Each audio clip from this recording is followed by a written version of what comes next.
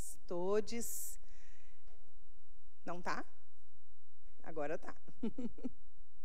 Boa noite a todas, todos, todes que estão aqui acompanhando essa audiência pública para homenagear o desafio pré-vestibular, pré-ENEM, projeto popular, um projeto tão importante da Universidade, né, Federal de Pelotas. E hoje a gente vai contar um pouco dessa história, chamando para cá, para esse espaço, pessoas que foram fundamentais, tanto para a fundação quanto para a vida do desafio, que há 30 anos tem auxiliado pessoas como eu a entrarem na universidade, principalmente na universidade pública.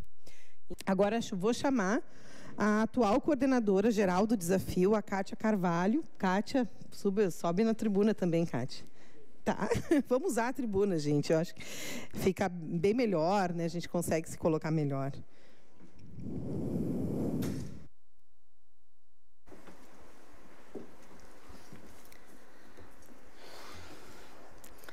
Boa noite a todos, a todas, a todes.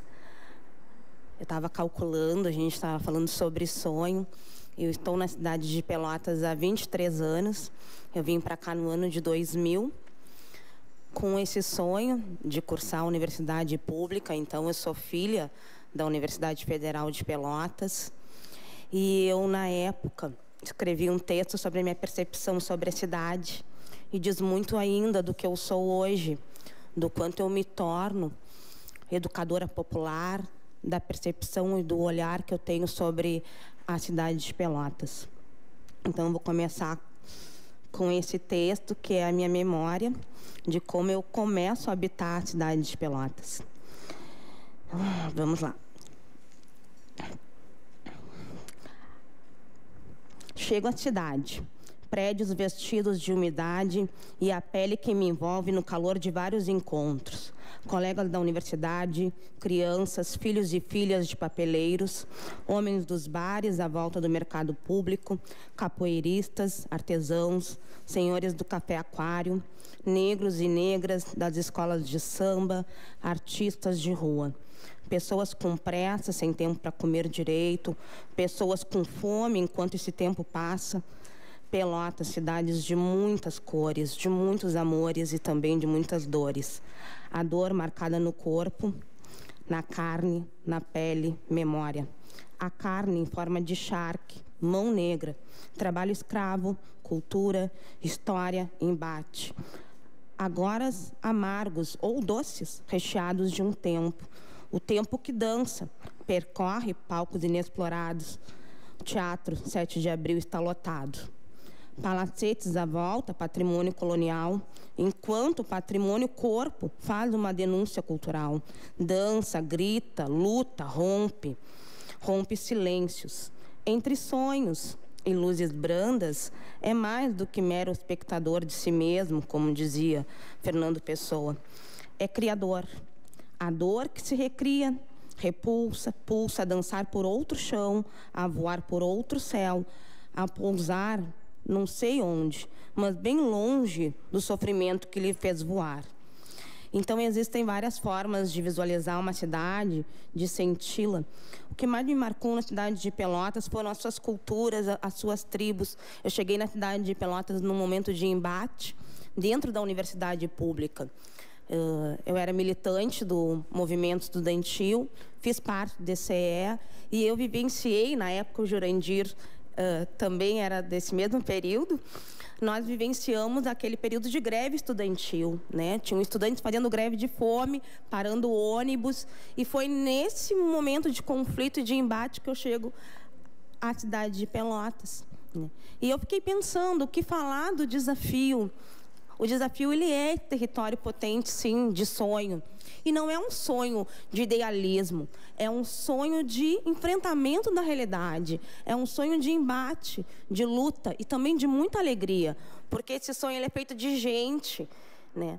E também é espaço de alegria, sim, e através da alegria a gente pode lutar. E então, eu fiquei pensando sobre o território do desafio, que é um território de educação popular, e é também um território de experiência, né? O que falar do desafio? Ele é esse território de sonho, de trocas coletivas, de construção de conhecimentos, de encorajamento de sonhos, de potencializar os sujeitos a se reconhecerem como portadores e dignos de direito, de fortalecimento de um projeto de vida emancipatório, de subversão dessa ordem excludente. É um território de resistência. Nesses 30 anos, celebramos todas as vidas que por aqui foram impactadas, marcadas e transformadas. O desafio, ele é feito de gente, gente nossa e gente de luta. Uma luta cheia de alegrias e, sim, de muitos e infindáveis desafios. Ele foi criado em 1993, é considerado um dos projetos de extensão mais antigos da UFPEL. Ele tem, atualmente, cerca de 65 colaboradores. Essa rede é que torna o desafio possível. Colaboradores envolvidos e engajados com essa proposta, entre educadores, monitores. E são mais do que educadores, eles são estrategistas, eles são artistas, eles ocupam esse palco com 1000 estratégias e 1000 artes de se fazer docente. Então, são estrategistas nessa demanda social que o desafio abraça para si. Pessoas que acreditam, que têm esperança e veem a educação como um instrumento de poder para transformar a sociedade. Bom, no ano que eu assumi o desafio enquanto coordenadora, tivemos um resultado em torno de 65% de aprovação. Numa das conversas que eu tive com um colega, que foi educador do desafio, ele questionou: não é o importante para o projeto falar de um resultado, de quantos são aprovados, mas sim, é importante a gente destacar esse resultado, porque esse resultado ele não é só um número, porque desses 65% que estão lá ocupando a universidade, é um público que há muito tempo vem passando por vários obstáculos e muitos da sua família desistiram desse sonho e hoje eles estão lá lutando e conseguiram. São 65% que estão lá representando diversas minorias, maioria negra, gente da comunidade trans, filhos e filhas de trabalhadores e jovens de periferia, que foram com muito obstáculo fazer o desafio, não foi fácil cursar o projeto, e conseguiram hoje estar na universidade. E eu penso o seguinte, que é ocupando a universidade que a gente vai transformá-la. Precisamos ocupar os espaços para que os espaços sejam transformados e desacomodados, né? Então, é só ocupando que a gente transforma e amplia o espaço da universidade, que é, sim, um espaço de disputa e de luta. A universidade precisa ser transformada e a gente só vai fazer isso com práticas concretas, né? Bom, então, ainda há, dentro da universidade, hierarquias, saberes. Ainda sabemos que a periferia tem poucas condições concretas de acessar e se manter nesse espaço, mas também é uma estrutura que pode provocar mudanças na história de vida das pessoas, que pode romper processos de extrema desigualdade social. Eu acredito que o desafio ele é esse território que potencializa pessoas para romperem esses muros, né? Ele potencializa as pessoas para romperem esses muros. Então, o desafio ele é a possibilidade de desfazer barreiras historicamente muito bem levantadas e estruturadas, né? O desafio ele pode isso. Ele é esse campo de possibilidade de sonho. Bom, já no início do ano letivo, percebemos a importância de uma atenção e um cuidado de receber esses estudantes jovens de periferia, trabalhadores e trabalhadoras, pessoas em diferentes situações de vulnerabilidade econômica e social. Então, a gente pensou em construir esse sentido de pertencimento à sede do curso, mas não só à sede do curso, ao contexto da universidade pública, que lhe é o seu contexto de direito.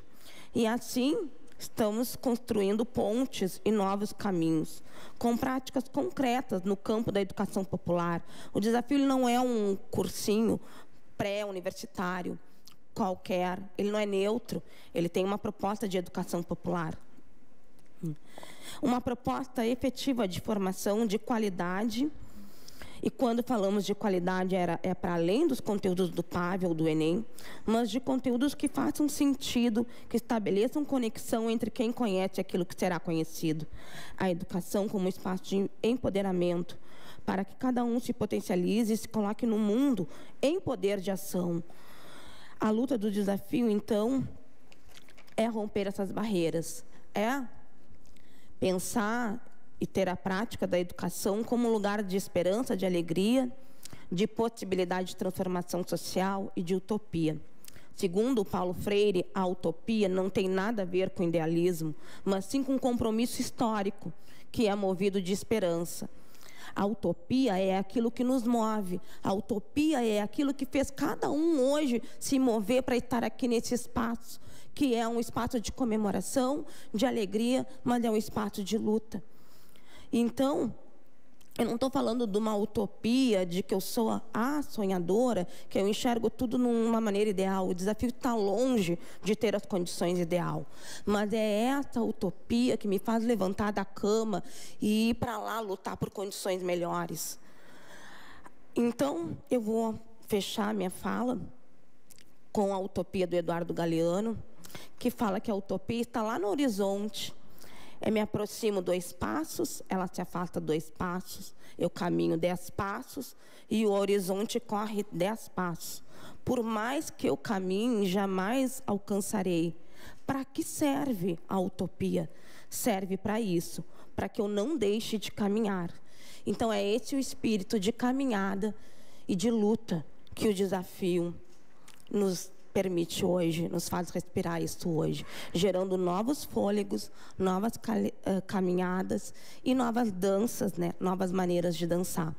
Eu me considero uma educadora popular, eu atuo na periferia urbana, né? A Maria Raquel foi minha colega de ONG, da ONG Amis, que começou trabalhando com gurizada de rua, na universidade. Então, a minha história é essa. E eu hoje estou na periferia trabalhando com jovens e pensando no quanto a gente precisa aproximar mais ainda esses universos que são da periferia, da universidade pública, e o quanto a universidade pode realmente alavancar novos sonhos e mudar a vida das histórias desses sujeitos e dessa questão que é geracional, né? A desigualdade, ela passa de geração para geração. Então, o sujeito que está hoje na universidade pública muda a sua história, muda a história da sua família e pode estar disputando lugares que são seus por direito, né? Então, é isso, gente. Obrigada.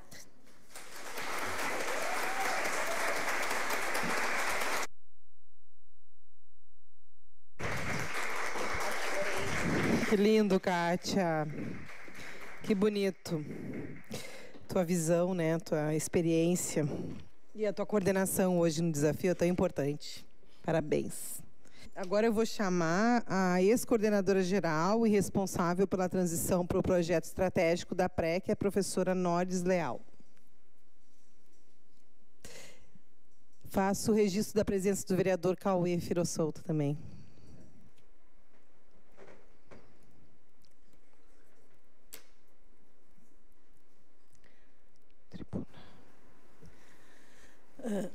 Boa noite a todos, todas e todes. É um prazer estar aqui. Cumprimento especialmente a vereadora Fernanda, que chamou essa audiência pública para homenagear o desafio. Achei até que ia ficar mais tranquila hoje, mas é um momento bastante emocionante para mim. Assim. O desafio ele está na minha vida muito antes de eu ter sido coordenadora geral dele. Eu não fiz graduação em Pelotas, sou pelotense, mas não fiz graduação em Pelotas. Mas eu sei, assim como a Fernanda, eu sei de onde vim, Assim como a Fernanda, eu sou filha de uma merendeira e de um funcionário público. Então, se eu entrei numa universidade pública, eu era a exceção entre os meus. Então, eu sempre tive muita noção disso. É por isso que hoje, quando eu estou na universidade, eu também sou pesquisadora, eu sou professora, mas eu sou essencialmente extensionista, porque eu entendo que a gente tem esse compromisso com a sociedade, nós que conseguimos entrar numa universidade pública. E o desafio eu conheci por amigos que deram aula, mesmo estando em Porto Alegre, eu conheci amigos que deram aula no desafio, e principalmente minha afilhada, que é afilhada e irmã, prima e irmã, entrou na universidade no curso de Física como aluna do desafio e depois foi professora por muito tempo e era extremamente apaixonada. Na época, acabei conhecendo muitos dos educadores do desafio. E eu aprendi que essa autonomia também significava o descompromisso da universidade com o desafio. Porque se dava o prédio e se virem como puderem, né? Aí os educadores faziam vaquinha para comprar giz, vaquinha, na época era giz, na época que ela dava aula lá, para apagador, para várias outras coisas.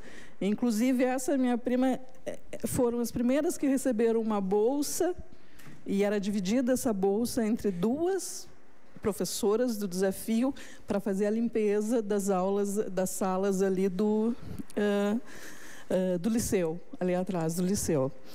Então, ao mesmo tempo que tinha a institucionalização, tinha essa dificuldade. Quando eu entrei na universidade, depois se conseguia... Os educadores do desafio conseguiram que a universidade pelo menos desse bolsas. Então, se tinha bolsas para os coordenadores.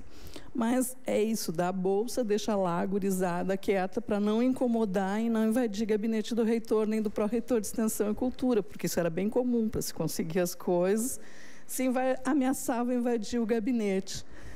E eu tive o prazer de trabalhar na Pró-Reitoria de Extensão, na gestão do professor Pedro Curialau, que foi quando eu acabei sendo coordenadora de Memória e Patrimônio Cultural, que era o nome do cargo naquele momento, e o desafio estava dentro da minha coordenadoria.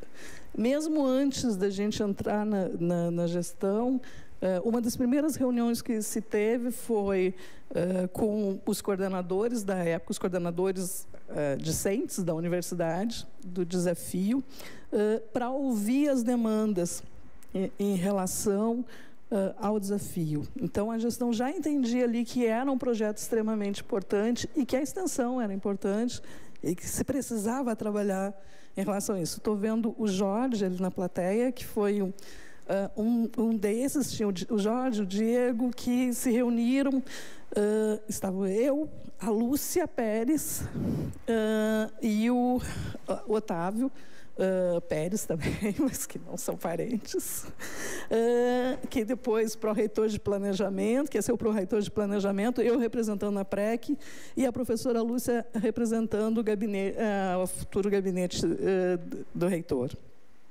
E aí a gente começou a ouvir uma série de coisas em relação a prédio, e o pessoal já tinha escolhido uma nova coordenadora, uma professora... Gente, esqueci. Daqui a pouco eu lembro o nome dela. E uma professora da educação, e que realmente estava assumindo como coordenadora, que era necessário... Não, antes de mim. Aí, daqui a pouco vem o nome. Porque o que me impressionava assim, era um projeto de extensão em que os educadores que lá atuavam, os colaboradores, nem sabiam quem era muitas vezes desse projeto de extensão. Então, não tinha essa ligação com a universidade. A única coisa que dava para fazer é invadir mesmo o gabinete do reitor ou do pró-reitor e falar as exigências. E o que a gente quis, e isso a gente conversou muito com o pessoal, e depois seguimos conversando, o Léo, a gente sempre ouvia, eu ainda não era coordenadora, mas era ouvirmos conversarmos e mostrar as possibilidades, o que a universidade realmente podia e o que a gente não podia. Vou dizer para vocês que eu ouvi aqui os diferentes momentos lá, o período para a entrada do professor Gigante, depois essas lutas. Eu fui coordenadora do desafio num dos piores momentos que podíamos ter por um cursinho de educação popular baseada em Paulo Freire. Eu entrei na coordenação do desafio em agosto de 2017, em pleno golpe, né? E já ali se anunciando o que vinha pela frente, onde Paulo Freire virou o grande perigo nacional. Então, para nós éramos um grande problema aquele momento. Assim, a universidade pública sofria e, obviamente, um projeto de extensão baseado em Paulo Freire sofria muito mais. Então, a manutenção desse projeto só foi possível pelo apoio da gestão e por estar fazendo frente ao que estava por vir. Então, de 2018 a 2020, a gente sempre conversou muito e as discussões foram muito em relação a isso, porque nós tínhamos medo do que podia acontecer. Inclusive, né, Léo, a gente tinha medo de que os nossos educadores fossem filmados durante a aula, que houvesse retaliação por eles na rua. A gente sempre tinha vários cuidados que não se tinha em período, não se teve em período um pouco antes. Então, foi um período muito tenso, período que a universidade sofreu muito, e com isso, a gente também acabou tendo menos recursos, obviamente, do que se tinha até 2016. Então, com grandes dificuldades, mas conseguimos manter assim, a questão das bolsas, o reconhecimento, não só como um projeto de extensão estratégico, que ele está lá garantido dentro da Pró-Reitoria de Extensão, como sendo um dos mais importantes. Aqui ele é estratégico porque ele não é só de uma área, ele é de todas as áreas da universidade. E ouvindo o Léo, eu lembrei que não só as licenciaturas, as licenciaturas, os bacharelados, a gente tinha diversos mestrandos, diversos doutorandos, pós-doutorandos, porque eram pessoal do bacharelado que não tinha experiência de sala de aula. Então, ia trabalhar no desafio para pegar essa experiência em busca daquilo que os cursos não davam. Então, mais do que ser um curso de extensão, também, como o Léo falou, estávamos formando professores agora não só para as escolas, mas também para a universidade.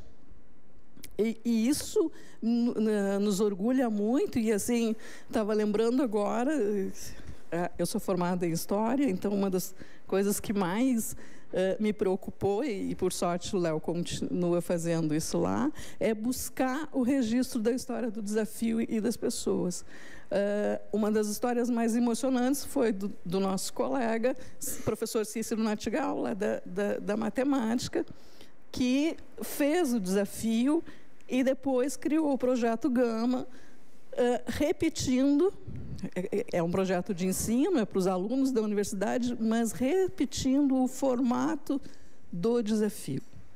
O Cícero era um pedreiro e ele ouviu, a mãe dele ouviu, ele foi lá e fez a inscrição no desafio, entrou na universidade e hoje é nosso colega e professor. Então, isso me emocionou muito, a história dele e todas as várias histórias que nós ouvimos a esse respeito. Ele permitiu que aqueles que foram excluídos podem ser professores da universidade. Aqueles que talvez não tivessem condições podem ser professores da universidade. Como forma de nos proteger nesse período, foi importante a ida do desafio para de dentro, de novo, da universidade, primeiro. Foi uma convivência que eu acho que foi extremamente salutar, para que os educandos pudessem ver que eles não seriam corridos de dentro da universidade, para que eles já se preparassem para conviver conhecessem os colegas. Inclusive, a gente viu depois alguns namoros surgiram da convivência dos alunos da universidade com os educandos do desafio. Em 2000 e um pouco antes de entrar a pandemia, nós definimos a ida para o ângulo. Léo, ela foi estratégica, porque era ano de mudança da reitoria, que a gente não sabia o que ia acontecer, nem quem ia vir, num período em que a universidade estava sendo muito atacada, principalmente a UFPEL, e a gente sabe por quê, bastante atacada. Então, retoma para dentro do prédio da universidade e garante espaço que está perto de comunidades periféricas e garante espaço que não é alugado, mas é da própria universidade. Porque nós sabíamos que, se viesse um interventor, era só deixar de desalugar o prédio e o desafio ficava na rua. Então, essa mudança foi estratégica, muito bem pensada, e foi votada em assembleia e definimos por estar naquele lugar. É claro que o desafio está sempre se repensando e é isso que deve ser feito, é isso que se faz em educação popular, né?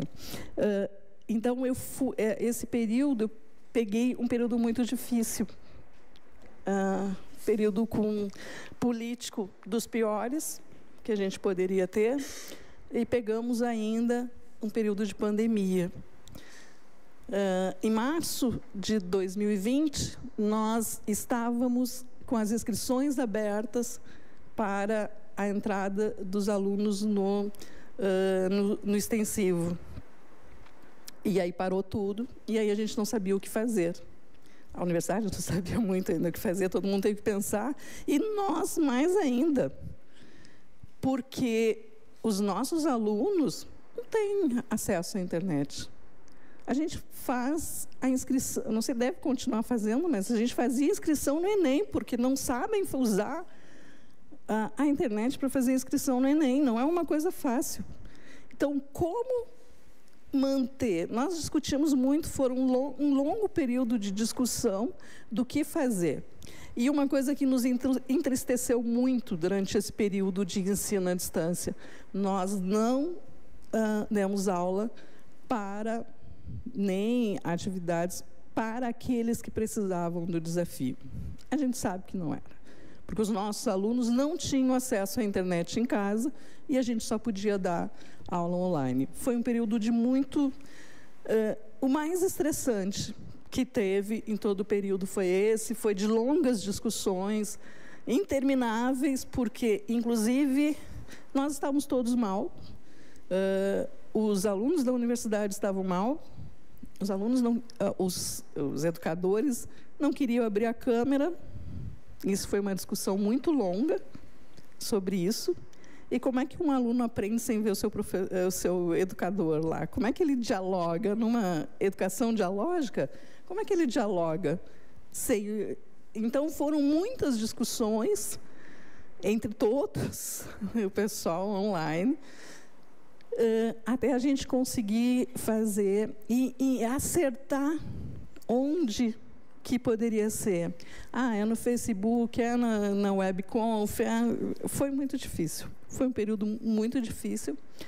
Em 2020, no final de 2020, quando saiu a gestão do professor Pedro, eu entendi que eu deveria sair também, porque o desafio não é um projeto de um coordenador. O desafio é um projeto estratégico, não só da PREC, da universidade, e, como tal, outras pessoas têm que ter essa experiência.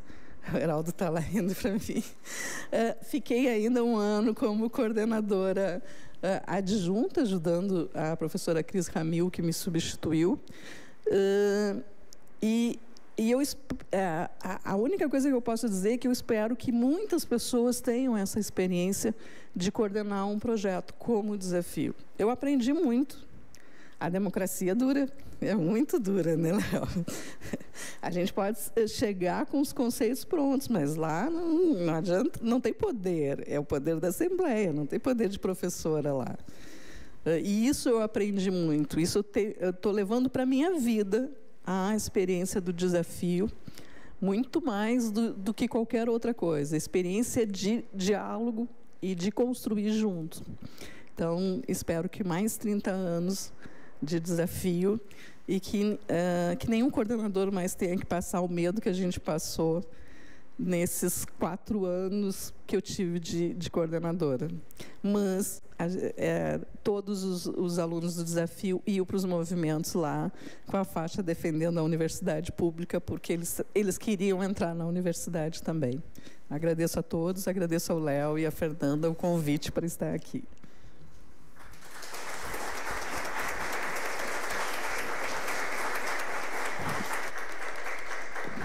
Obrigada, Nores. Nós que agradecemos a tua presença.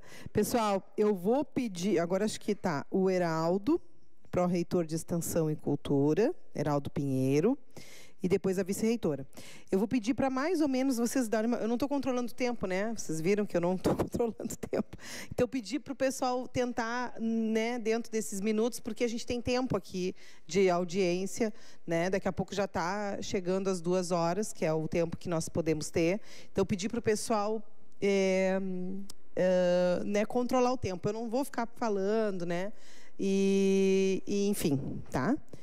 Só se passar muito, eu aviso, tá? Professor Heraldo, que é o pró-reitor de Extensão e Cultura. Por favor, faça uso da tribuna.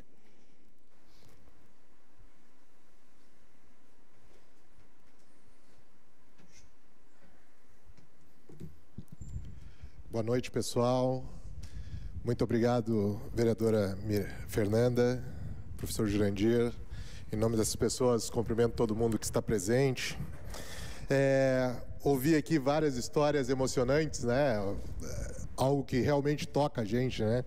Quando a gente sai da periferia e chega num ambiente como esse, né? Diminui a distância do poder, a gente chega um pouquinho mais perto daquelas pessoas que estão na liderança de determinados pontos. A gente vê o quanto o caminho é difícil e quantas barreiras são gigantes diante dos desafios que são lançados, né? Então, o desafio pré-ENEM, ou pré-vestibular, né, um curso de educação popular, digamos assim, né, ele é um curso que ele é um orgulho para a nossa universidade, né? Todo lugar que a gente vai, todo lugar que a gente vai falar sobre projetos, os projetos exemplo que a gente tem, um deles sempre é o projeto ou o programa Desafio. Eu chamo de programa por sua característica multidisciplinar. Eu adianto e digo que é um projeto de ensino, pesquisa e extensão. Quando eu falo que é um projeto de ensino, pesquisa e extensão, e eu falo em extensão, porque quando nós chegamos na gestão da universidade, nós pensamos nas diretrizes da extensão universitária, e a partir das diretrizes da extensão universitária, nós abrimos mão de alguns pilares que nós seguimos dentro da Pró-Reitoria de Extensão e Cultura. O primeiro deles é a formação do nosso estudante. Não há projeto dentro da universidade que não pense primeiramente na formação dos nossos estudantes. Por óbvio, há o compromisso social da universidade de avançar com seus projetos, avançar o território da universidade, diminuir os muros que existem para as entradas da universidade. Mas a formação do nosso estudante é o nosso primeiro pilar. Um segundo pilar é exatamente esse ponto que eu acabei de colocar, que é a aproximação com a comunidade. Estar com a comunidade, resolver os problemas da comunidade. Então, esse segundo pilar é um segundo pilar que nós, na Pró-Reitoria de Extensão, seguimos ele muito fortemente. E um terceiro pilar, aí vai muito de encontro à fala do Léo, mas eu acho que nós estamos na mesma página, estamos falando mais ou menos a mesma coisa com palavras diferentes, né? Uma questão de semântica, mas o terceiro pilar é a comunicação. Então, a comunicação também é um pilar, né? A comunicação, a nossa comunicação, ela ainda é frágil, é algo que a gente tenta modificar o tempo todo na nossa universidade, mas a comunicação entre os pares, a comunicação pensando na formação dos nossos estudantes, pensando na aproximação com a comunidade, também é um pilar que a gente segue. E um quarto pilar, perdão, são as relações interinstitucionais. No pós-pandemia, nós damos conta da universidade que a gente não faz as coisas sozinho. Não há possibilidade da gente fazer as coisas sozinho. Com a diminuição de recursos, com a forma como a gente conduzia a universidade, precisou de uma adaptação a partir da pandemia.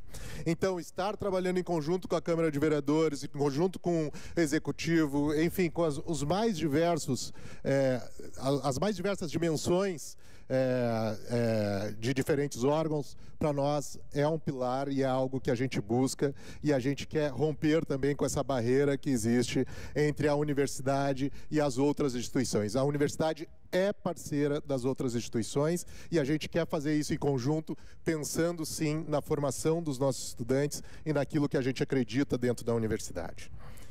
Bom, dito isso, falando um pouco mais sobre o desafio, né, várias pessoas, quando viram o cartaz falando, eu compartilhei, né, dizendo que estaria aqui hoje na audiência pública, as pessoas me chamavam para dizer, pô, eu fui do desafio e assim, 5, 6 pessoas fizeram isso muito rapidamente por telefone, ligando para dizer isso, e mais inúmeras pessoas nas redes sociais. Então, assim, é um sucesso de engajamento o desafio. Não há outro termo de dizer.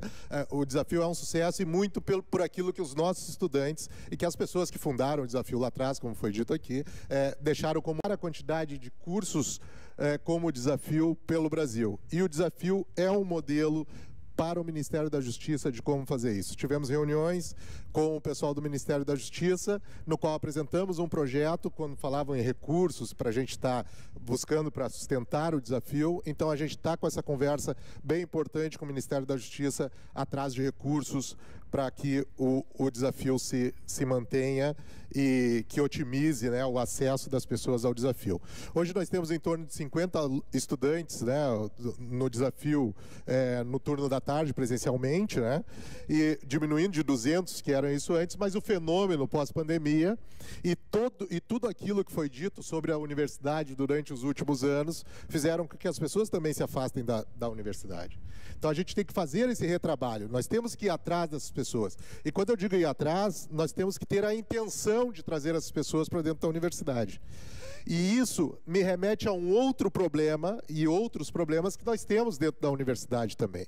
Por exemplo, de 2015 a 2021, nós tivemos 56 vagas reservadas de cotas para professores na universidade. E nós ocupamos apenas 9 vagas.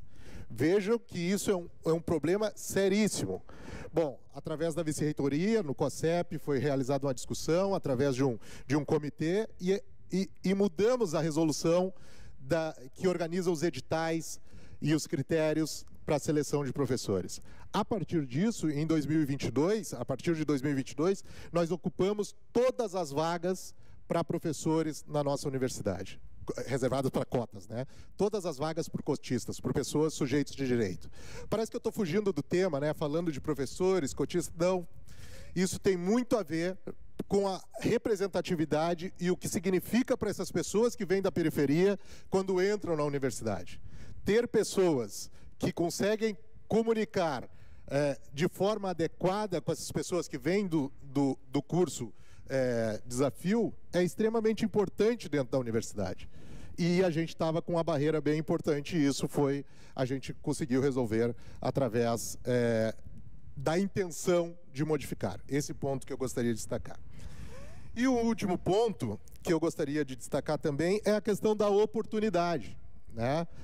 A mudança de vida que a universidade proporciona para as pessoas, a oportunidade que as pessoas têm de modificar o seu estado de origem, é algo que não há palavras para dizer o que significa. Eu sou um exemplo disso. Eu sou da Alvorada, município da região metropolitana de Porto Alegre. Vocês devem já ter ouvido falar de Alvorada, né, nas páginas policiais, provavelmente. Alvorada é uma cidade periférica com índice de violência altíssimo. E eu só saí de lá porque tive oportunidade. E oportunidade que alguém me deu. Mas essa oportunidade que alguém me deu, ou que foi dada para mim, ela não pode ser uma oportunidade que alguém me achou legal e me deu uma oportunidade. Ela tem que ser uma questão de Estado. Ela tem que ser uma questão que não dependa da boa vontade de outras pessoas. E o desafio é um exemplo disso, e a gente consegue ver hoje pessoas que já falaram aqui, que mudaram as suas vidas através de projetos como o Desafio. Então, o Desafio é um projeto de ensino, pesquisa e extensão que aprova quem o sistema reprova. Mas nós estamos lutando, não só lutando contra o sistema, nós queremos mudar o sistema. E é para isso que a gente está aqui. Obrigado.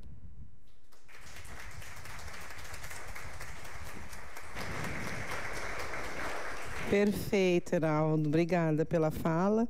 Agora chamo, então, para fechar a mesa, né, a vice-reitora da Universidade Federal de Pelotas, a professora Úrsula Rosa da Silva, que representa a reitoria da Universidade Federal aqui nessa audiência.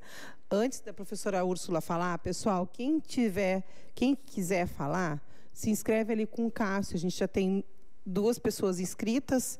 O Cássio levantou a mão ali, ó, né? Quem quiser falar, escreve com ele enquanto a professora Úrsula fala, tá?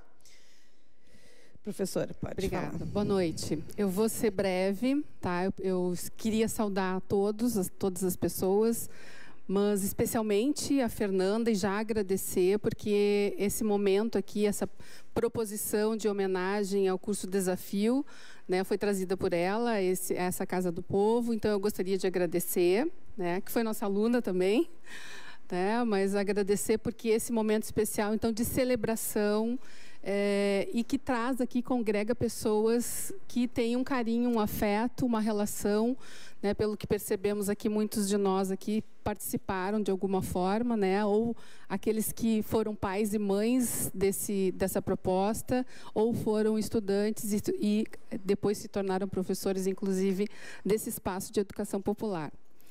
Eu queria dizer algumas palavras, né, a importância de nós estarmos aqui referindo uma proposição que foi ideia de estudantes. E isso eu acho que deve ser sublinhado, né? No momento em que a gente estava num debate social e político importante do país, estudantes se uniram e tiveram essa iniciativa para dar continuidade ao acesso a um espaço de formação público, né? A universidade pública é das pessoas, é da comunidade, é da sociedade.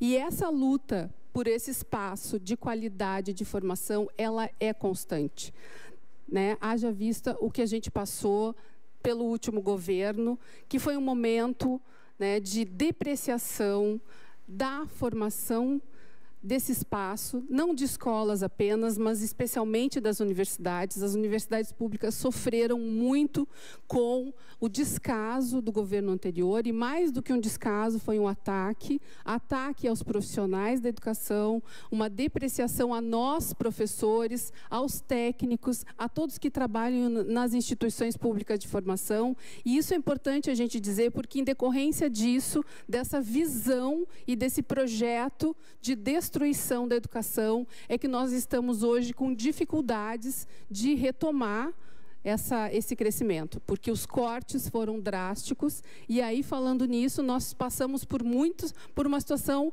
que fez com que a gente tivesse que optar, né, para não fechar, né, por coisas que, enfim, hoje nós estamos tentando lutar com esse novo governo que está nos abrindo as portas. Nós conseguimos, através de diálogo e através de fomento, já estamos retomando muita coisa.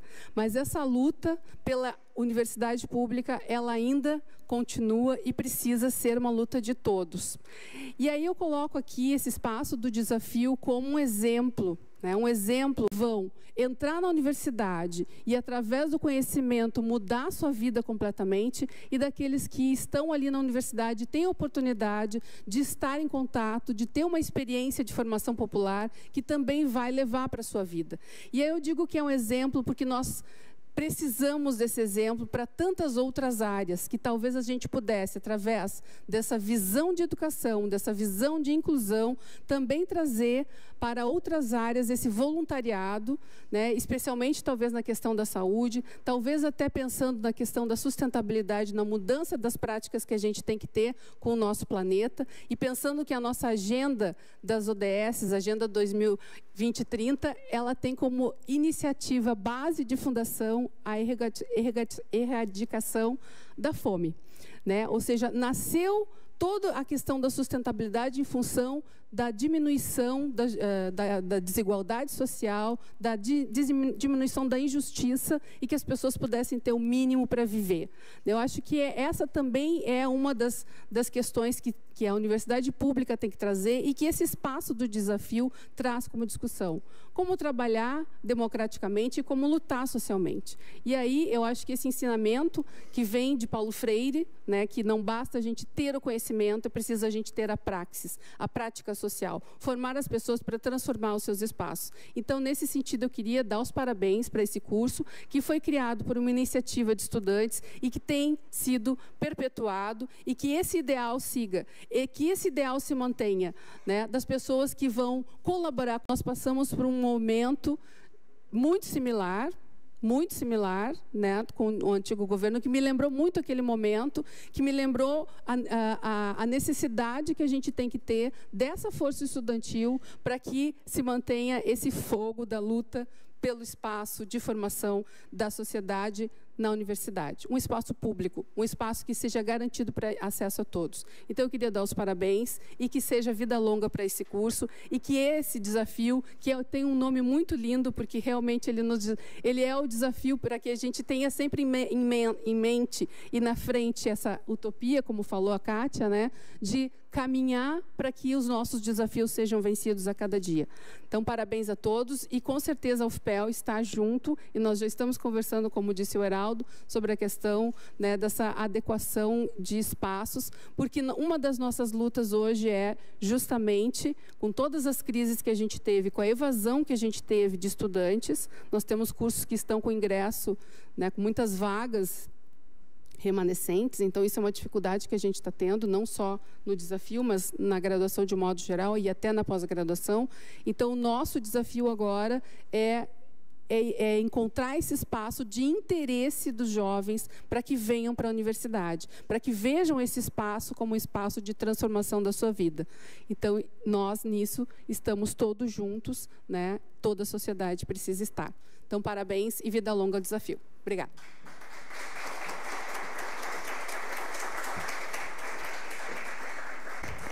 Dou por encerrada essa audiência.